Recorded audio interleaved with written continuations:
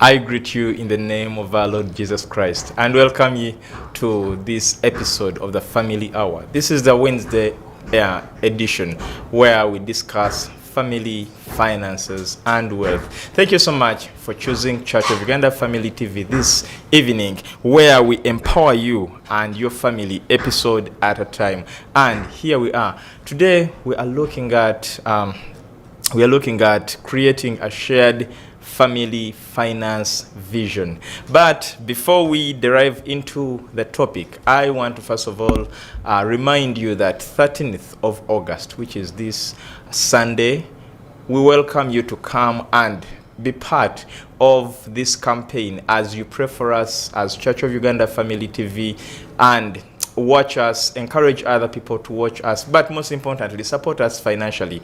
And with that, we shall together take the gospel of the kingdom of the Lord where it is supposed to be. But we still appreciate you for the far you've been with us. You're the reason we are here up to date. And we assure you that we shall forever give you what only benefits you and your family, and nothing less than that.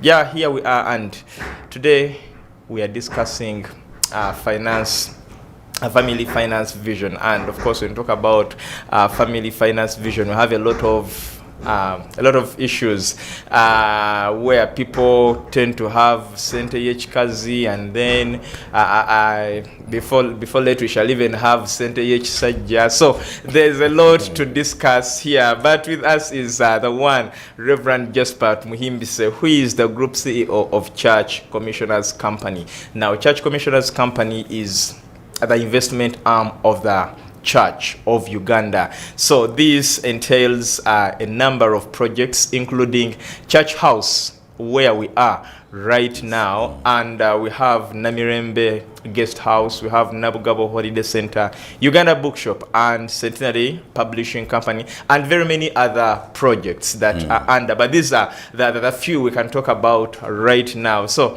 I'm going to request him to greet us. Reverend. Yes. We are delighted to have you this evening. Thank you so much. Greetings, viewers and listeners. Sure. There are those who sometimes just listen without viewing, and it is a privilege to be here, especially to talk about what I have lived for, that's family finances, but also in this Church of Uganda Family TV. And again, 13th, please, that week, 3 P's. Pray for the TV, for the media houses of Church of Uganda. Participate, meaning if you are able to mobilize others, listen in, so that we participate through digital gospel. The 3rd P is pay or pledge. In other words, send something to this TV so that we are able to run it well, because we are there already, and there is no retreat, no surrender. So again, I'm grateful to God to be part of now this discussion on shared family finances. I looked at the topic and I was like, yes, this is something that I am able to share. Okay. Yes. And we are just excited that at least we have you. We know we speak to the right person, following your background, that we might not go into details now. Yes. But at least that background gives us confidence that someone is going to be blessed this evening. Just stay where you are. Don't let anything put you off. We are here. This topic has a number of keywords. One is family, another is finance, and then we also have vision. So if maybe we can start from there and break down these 3 keywords to someone to understand them, and then we go to the discussion. So the first word is family. Yes. Because shared will come with family. Yes. Shared family. So family means the smallest unit of operation of any entity. And according to God, you have a father, a mother, a father who is male, a mother who is female, then either children or people who live in that household. That's now what we call a family. A father, a mother, and then later additional people, whether they are biological children or those you look after, plus, like if you look at the family of Abraham, one wife called Sarah, and then she had also a maid called Hagar. But if you check the Bible, Genesis 14, they were up to 328 people in that household, people whom he was looking after, to the extent that him and his nephew Lot couldn't stay in one place. So we are dealing with the smallest unit. And when the family is strong, then the church is strong, the nation is strong, and the systems of leadership are strong. But when the family unit is weak, that smallest unit, husband, wife, when the leadership is weak, then that facilitates, unrighteousness throughout those systems. So the first one is family. The second is finances. And I wanted to expand finances, not only just money, a means of exchange, but finance to mean wealth. Okay. So we are now dealing with the wealth of a family rather than simple finances. Finances is money, a means of exchange, that when I give you this, I get this, and then I get this. But in terms of family, you are not only looking at those means, the ability to exchange, you are looking at the ability to save, invest, and then exchange. But the outcome must be ultimately that vision. Why am I saving? Why am I investing? Why do I pay, for example, school fees? Why? Because if we look for just as a means of exchange, then we shall live for only today. Yeah. So we shall now broadly look at what we call finance, wealth. That you see, even if I'm paying school fees, exchange is not tomorrow. And even if my child doesn't give me money in the future, I would have done my duty as a parent, as a husband, as a nurturer. So in terms of finances, again, we shall look at the holistic meaning of wealth, and then the word vision. Okay. Vision means what I want to see at the end of a certain period of time. Let me repeat it. After 5 years, how do I want to look at my family? How are they? Are they progressing? After 10 years, after 20 years. And there is short-term vision, meaning you have money and you eat it. And you eat very well. And today we have people who get money.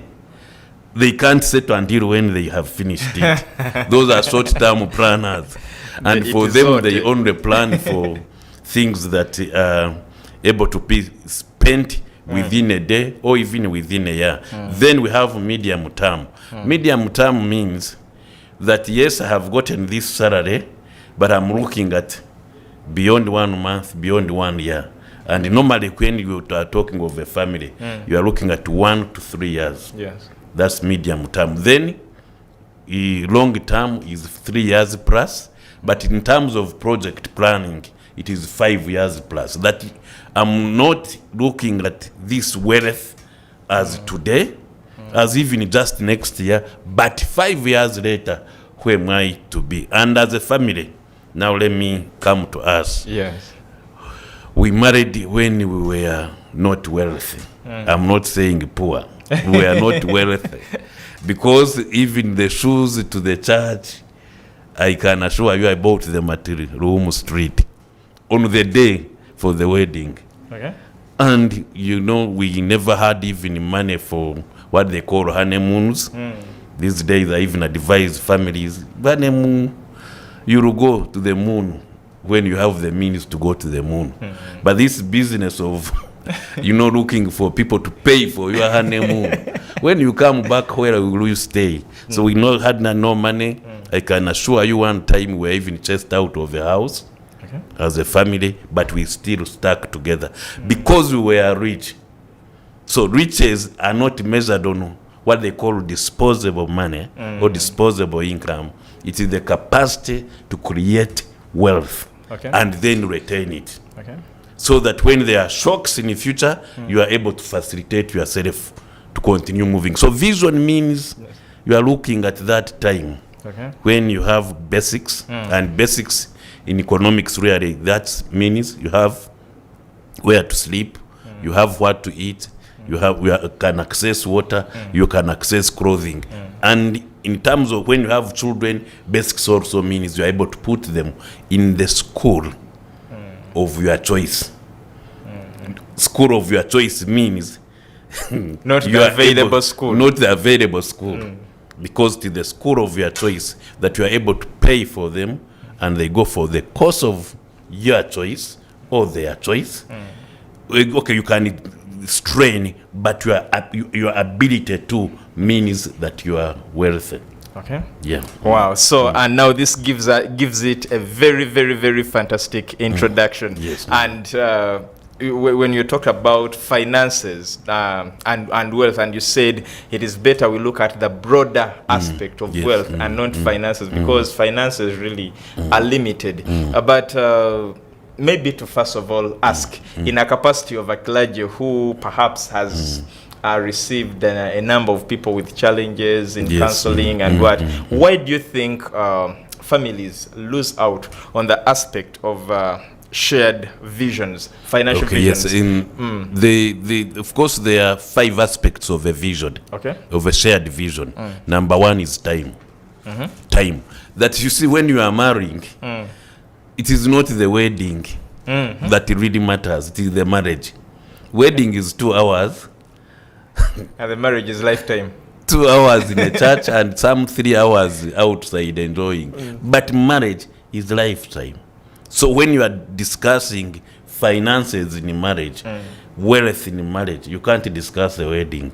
In fact, I normally cancel our couples and advise them. Why do you deploy all your resources to one day instead of 50 years, 70 years? So instead of honeymoon of 5 days, with all due respect of those who go, I should be able to pay for 5 months of the house we are going to live in. That's what they call opportunity cost. The ability to have time and reflect that instead of having this, a party where people will drink themselves silly, let me have some investment that will bring me drinks, me and my wife, me and my children for a certain period of time. So the first aspect of vision, shared vision in a family, is time. The second aspect is the means or resources. That we need to look at ourselves. We all have different backgrounds. We have different professions. So the means, if I'm going to Kabale, I can use a boda or a bicycle or a bus or an aeroplane, or I can walk. All that depends on one thing, the ability to, the means. Okay, the time required there can be clear that you are required tomorrow at 8.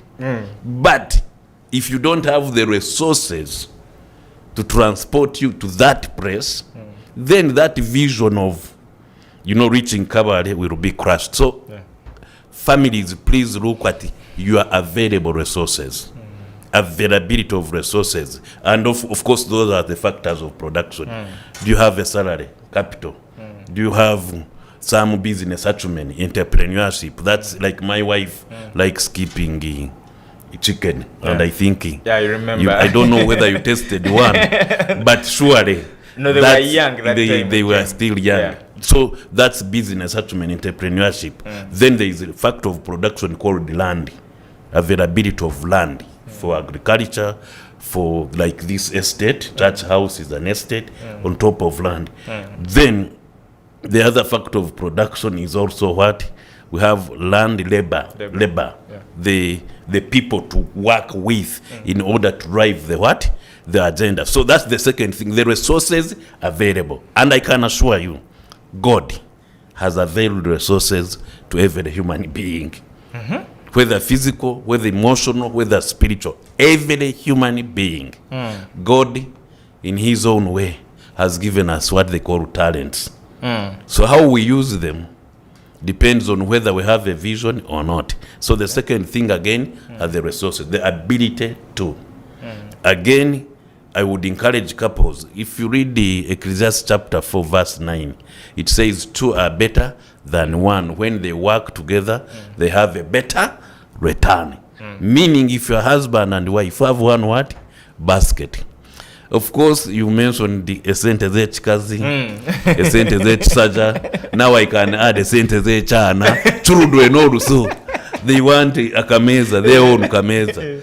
The truth is that have that one basket where you plan, budget, so that your resources is not only profitable, but it's also used maximally.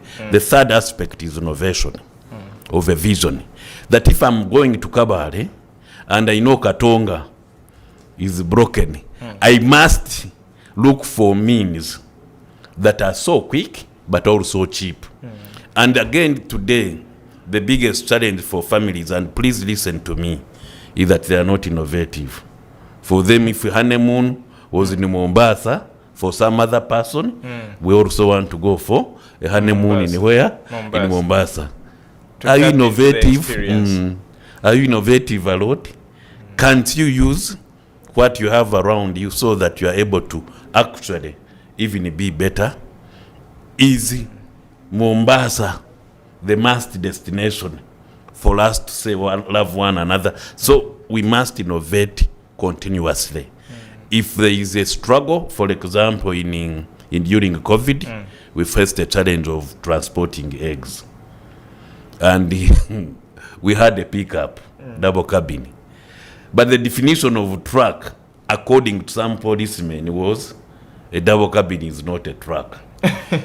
But for me, I went for what we call purpose. The purpose of why give somebody to travel.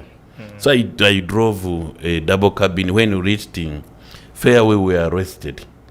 And the one arresting us told us that this is not a truck. Then I said, a double cabin is a what? A truck. It's a truck. But what we were doing is innovation. How do we transport these eggs? Yes. And they reached, we were selling them in Mutungo. And there was a discussion.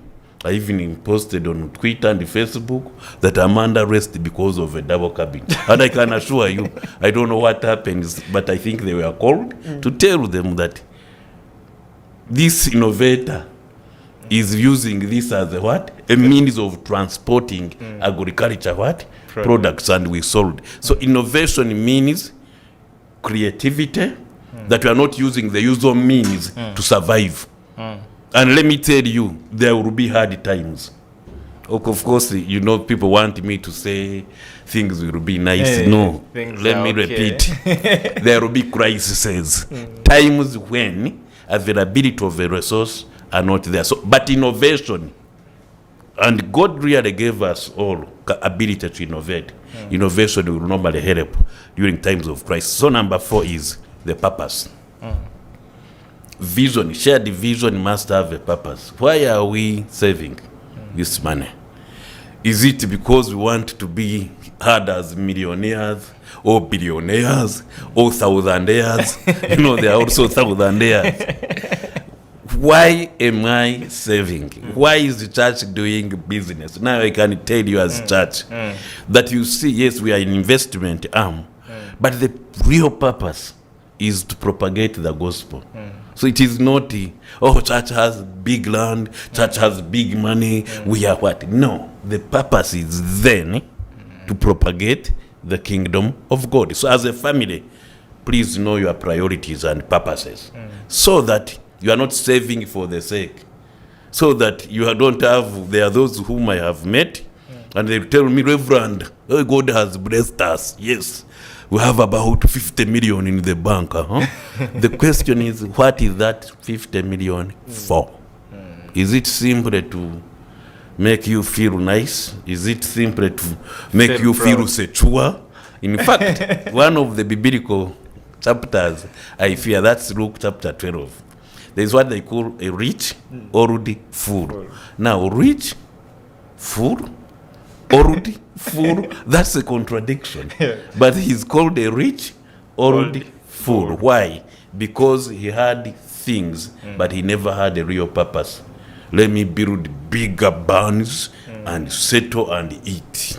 Then that night, the soul went. And there are so many families in Uganda. Yeah. Very many young men who are striving simply to be millionaires. Reason is, I don't know, because millionaires are nice. Or even to buy a very nice vehicle. Again, with all due respect, by the way, I like nice vehicles. But it means I must have a purpose for that vehicle. It is not just a show off. It should be the reason of this vehicle. Does it transport me? So we should buy things out of necessity, not out of want. So many of us are, I need this type of vehicle so that they see me. And they start saving for it. Then you save for it. You put tinted glasses, we can't even see you. Others even put number plates with JMT. Because SB, it can be Shemu Bagaine, I like that man. It can be Steven Bamwanga, Samiri Black. So you can't put a number plate that totally defines you. And I'm again, with all due respect, saying, if you feel like putting it, that's okay to put jumps, just Pampirirwe Tumuhimbise. That's okay. But what is the purpose? Identification? And should I be identified by things anyway? No. The value of Jasper is beyond things. The value of a family is beyond physical materials, is beyond money. In fact, I love even these old people. I had my old grandfather, Nyabana alone, with the wife. Average resources, eating and drinking, but you would see that cup and say, God, I want to be like that. So please mind the purpose. Yeah. Why am I saving these finances? Why am I investing? But then at the end, why am I even building this house? Because we have built houses, and eventually we pay people to look after the houses in the villages. I mean, I have one. You send money for somebody to sleep in the house. You pay their food, you pay their water, you pay them monthly salary. Just to sleep in your house. It is cool to to do what? To build a house in the village. So that's the tragedy, that there is no purpose. There is no sense of why am I doing this? Finally, service in terms of vision. Service. That God gives us resources, listen to this, to serve humanity, not to serve ourselves. That if I get a vehicle, I must give a lift. If I have a house, I must allow people to stay in it. If I have a vocation, I must serve humanity. But look at us. And we pull from all directions, and we are not serving humanity. Therefore, we die poor, and we call ourselves poor millionaires. You know, you have the money, but you are quarreling. Even your deathbed, you are regretting why you never did. Reason is, you never touched somebody. There is even nobody to come and check on you. I can say, again, with all due respect, I know one person, a billionaire in this nation. And when I was with one of my friends, a friend of ours told us that he had not gotten a visitor for 90 days when he was sick. And he was wondering what happened to my colleagues. And he thanked that person. But bottom line was, even the billions would not help him. Why? Because he wasn't serving what? Humanity. If you're a family and you can't serve humanity, okay, my pray that the Lord takes away that money and gives it to the one who can serve humanity. But the truth is that you'll be frustrated. Yes, in a huge home, but you can't even sleep. In a huge bed, but all the night there are hallucinations. In a huge vehicle, you are only contributing to traffic jam. I mean, I can go on. That you see, it is not the amount of resource we have or wealth, but the ability to dispense that wealth so that we are not dams, but we are rivers of righteousness, where people are saying, I thank God somebody looked after me. I thank God this family I was like this, but now I am like this. And so, like me, I thank God that people held my what? Held my hand. And it doesn't matter whether we remember them or not. What matters is that when you have wealth, the service to people par excellence is the reason of that wealth. Okay. Wow. And the tables are being shaken in very many families. But we are taking a short commercial break. When we come back, we continue with a discussion on creating a shared family finance vision. Stick with us.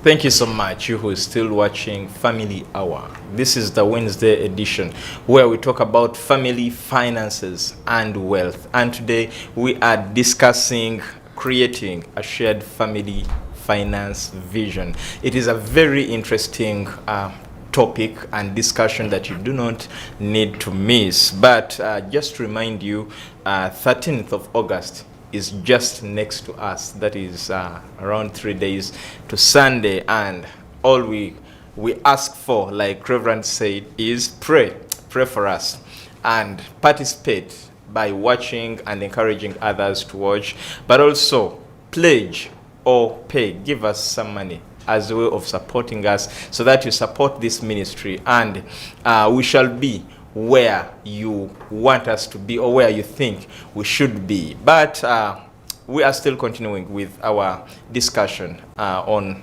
creating a shared family finance vision. Now, Reverend, there is, you talked about in the discussion that God gave us all these resources, and you also told us that these resources are available.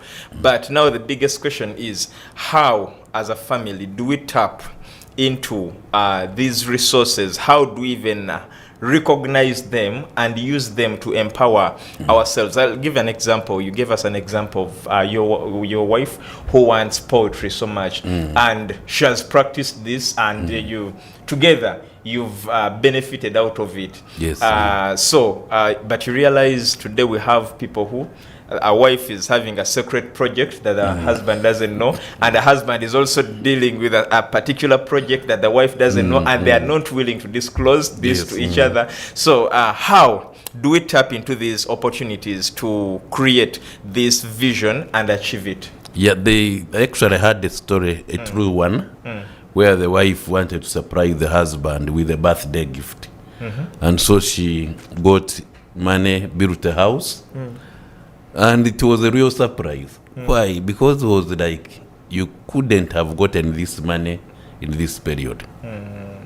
And the marriage went on the rocks. Reason is, yes, surprising, but what type of surprise am I giving?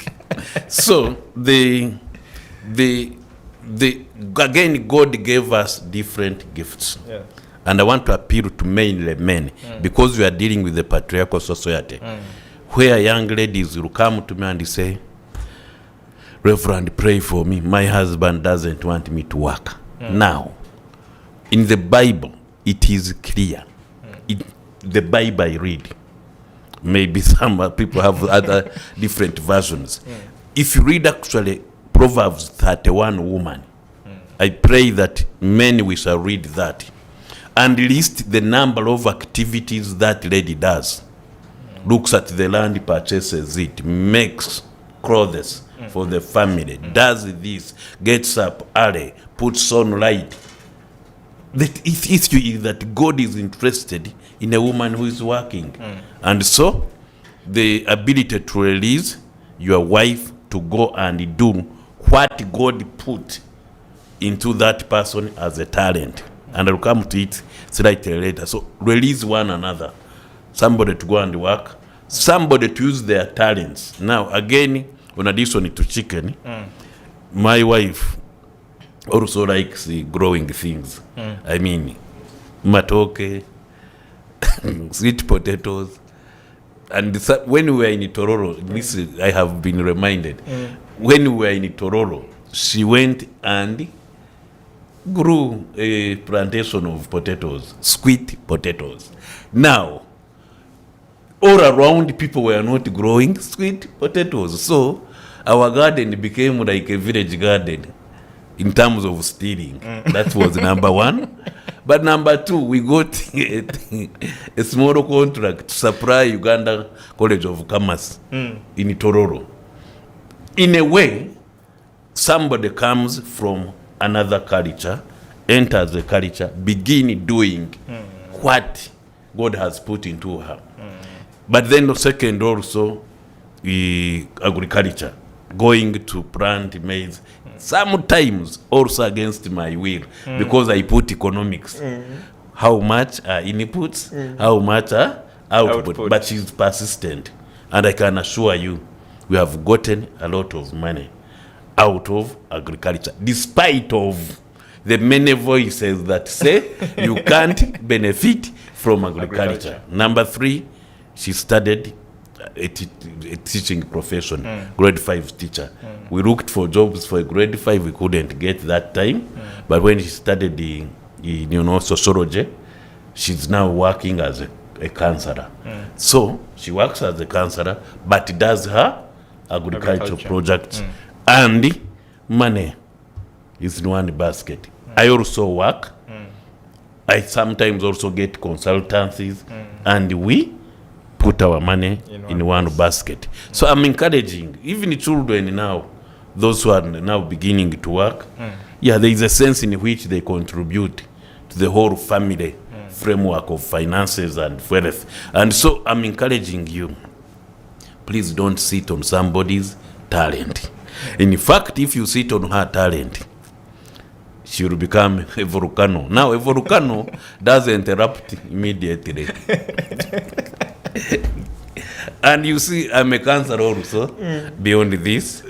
And if you want financial counseling, marital counseling, I'm available, and for free, because freely received, freely I give. Now, I have met ladies, and they will say, I am not satisfied with whatever this man gives me. And one woman said, I gave her a vehicle, I gave her everything, but she just burst out. He said the volcano erupted. Reason was, whatever she would think of doing, that man would block it. And what is behind the blocking? It is not even economics. It is, let me say it in Nyankole Luchiga, okufuha, where you do not want your wife to access anybody other than you. And you are forgetting that she can access even a houseboy if she's so wicked. When you are at work. If she's so wicked. You get it? So accessibility. And that drives now. Let her not do this. Let her not do. Then there's what we call shadow competition. You can note it. Shadow competition is, I should be the only breadwinner. I should be the one providing. So that when you are giving a speech, my wife, my children, my vehicle, my house, me, myself, and I. Wickedness. Why? Because you don't think the other one has ability to contribute. But I can assure you, and this is a testimony, even when she had no job, and I went to Uganda Christian University to study, to become a clergy. I can assure you, in her own means, she was providing me with airtime. Of those days, mango, you would put 1,000 and call for a month. It was coming from my wife. And she would put children in the vehicle and come and check on me in Uganda Christian University, using fuels that she has gotten out of knitting, gotten out of chicken. Those days we had local chicken. And that's it. And I wasn't insecure that my wife is earning more. Again, someone is giving some money. For us, like property, we register in our names, Jasper and Peace Tumuhimbise. So when we went to register the vehicle in URA, they informed us that, you need one what? One name. and I did Zara. And Zara fell on my wife, Peace. So he said, let the Noah being registered the names of Peace as him. People like checking. When I went to church, they checked.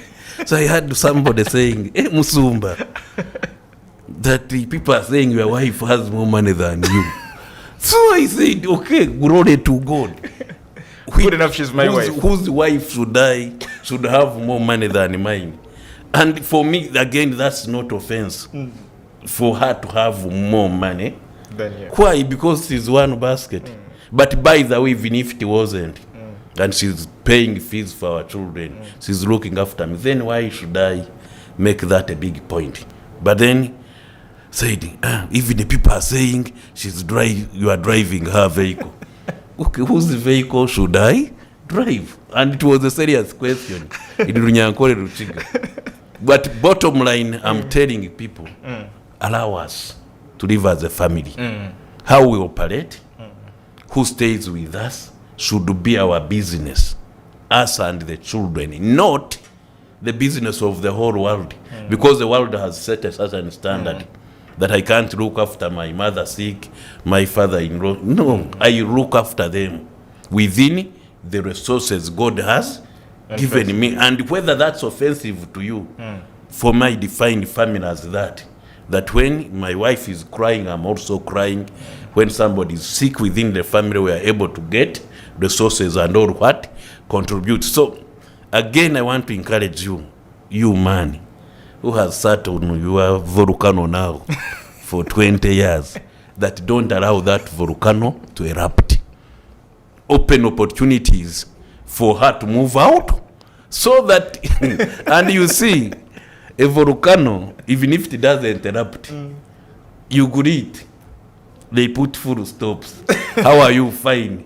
They don't greet back. So if you are now, if you are among the people that you greet and they put full stops, that could be a foundational matter. That you are not listening to somebody who wants to try this, who wants to do this, but instead you are blocking. I know even one who put her on salary. Now, again, salary 4. So is she a worker? Of course, we are dealing with the family. Yes. So if you put her on salary, so that what? Does it mean therefore the other resources are not hers? Excuse me. So yes, if it is all she can get out of a family is the salary you give. Yes, the salary you give. So if you are giving a salary for the sense in which I want her to go, that's okay. But if it is a salary so that she doesn't access the money, the wallet paying the salary, then that's wickedness. No, it is not allowed. And I, as I read the Bible, I don't see a model where, somebody is paying for a service of a wife or husband. In fact, it is rather offensive, in my opinion, that I cannot pay for a service of my wife, because what are they worth?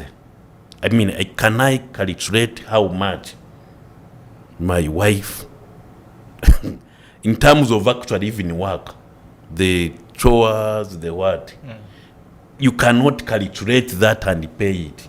You rather say, we are contributing to this basket and we are co-investors, but we cannot say, get this money, use it to look after children. No, they are our children, our house, our vehicle. Others even don't allow wives to drive. They even refuse, don't go to a driving school. So when you find some lady driving and trying to see whether they are checking, whether she's running out to drive, sometimes that's the challenge. But I want to encourage you, allow people to explode so that they use their talents. You can only demand for accountability. God deposited in you this. Have you used it? And by the way, as a family, when you both use your talents, then there is a better return. Two are better gain than one. Reverend, we cannot leave this discussion minus talking about the financial discipline, because you realize in very many families there are accusations. For instance, maybe the husband's family can accuse the wife of maybe being misfortunate because maybe he found a man with some money and now the money is no more, or vice versa, and then they tag a lot of things. So very many people are looked at as cursed, unfortunate, and what, simply because of the financial indiscipline. Yes, now we talk about financial discipline, that we can now check our expenditures and what we do with our money instead of pinpointing at others. Okay, about 3-4 things here. Number one is commitment to budgeting, to appropriation, meaning, okay, don't go to a supermarket and begin looking for what to buy. Of course, there are so many of us, you go to a supermarket, you begin checking, is there toothpaste at home? Maybe it is not there, you buy. So make a budget. And mainly ladies are good in making budgets, generally. And there are some men really who make budgets.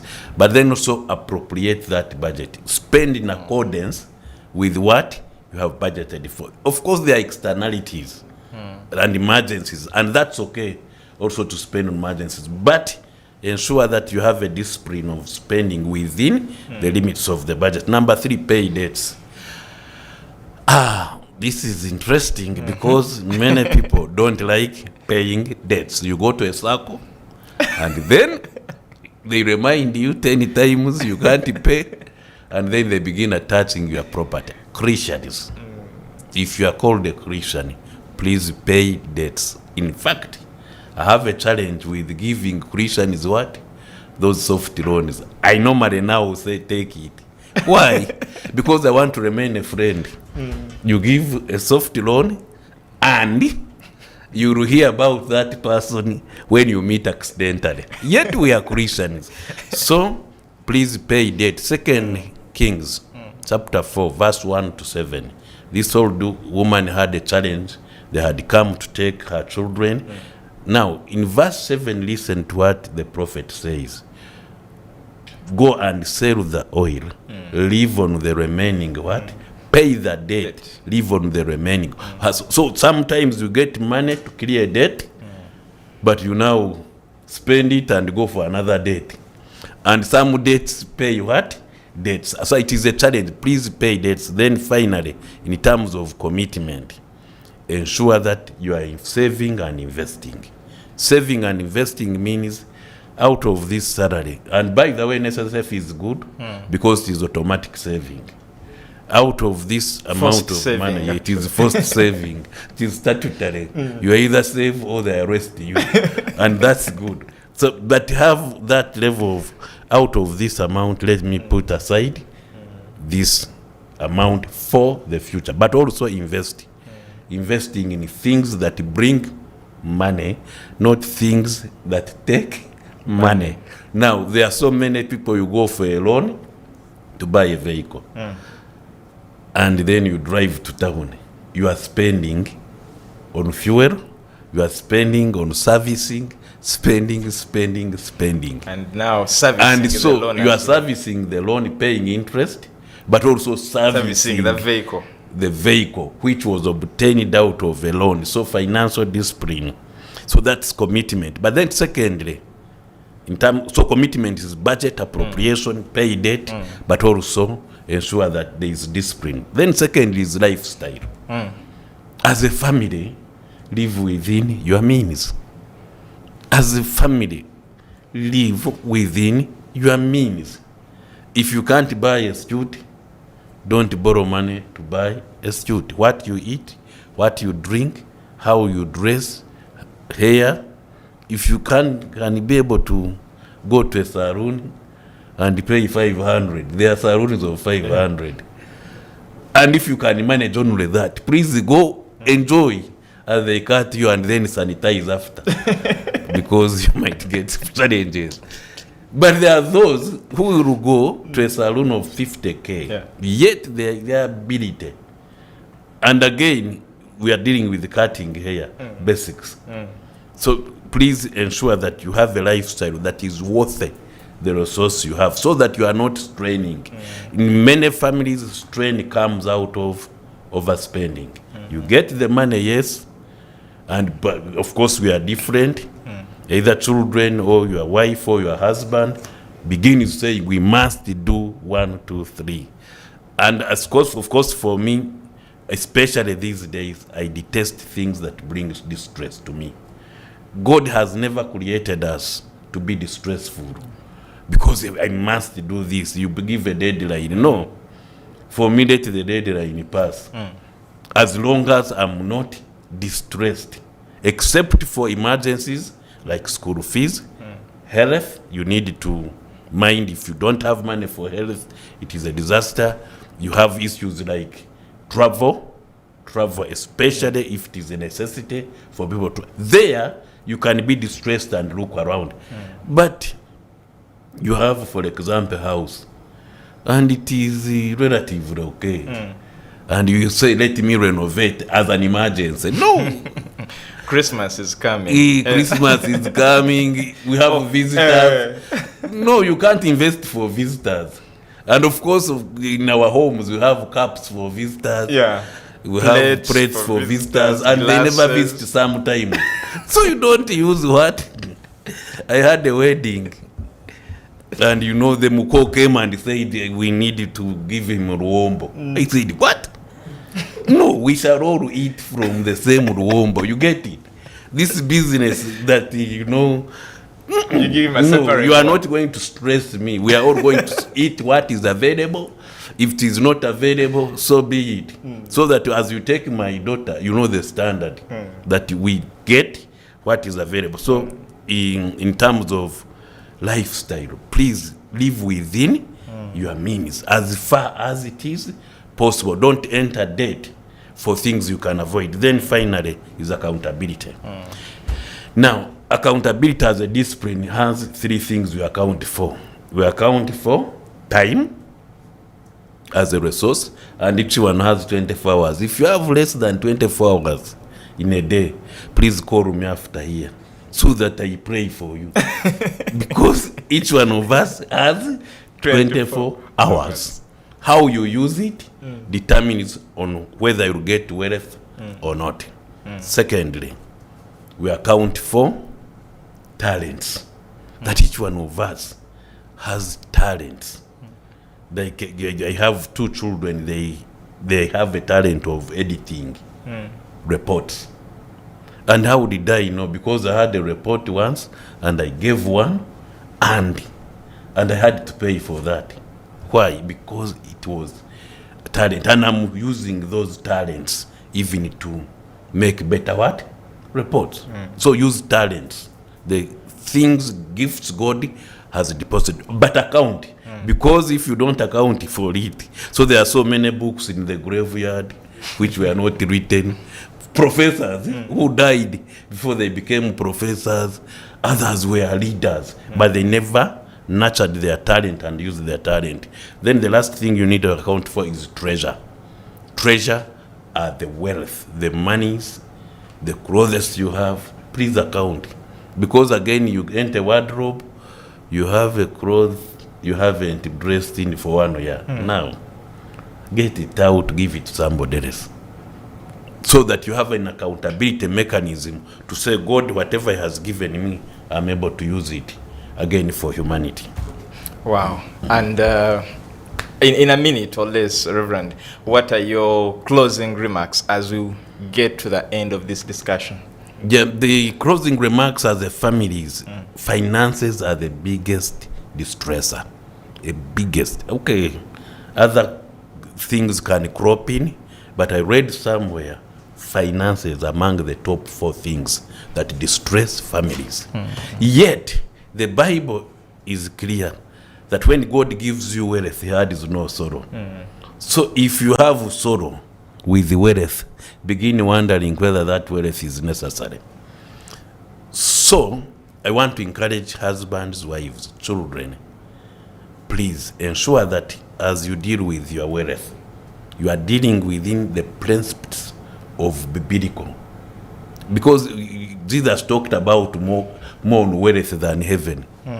And I think more on wealth than heaven. Why? Because when you are on this earth, he actually wants you to be able to live a life worthy of God.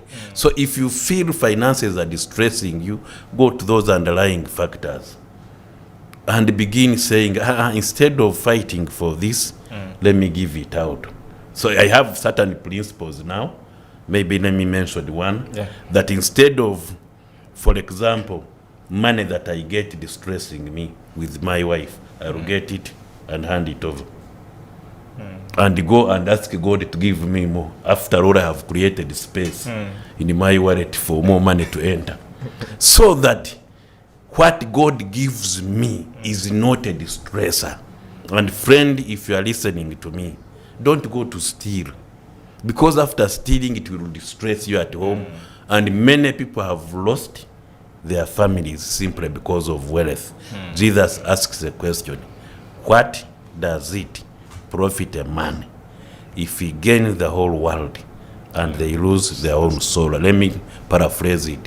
What will it profit you if you're a billionaire and you have lost your family and your children? God bless you.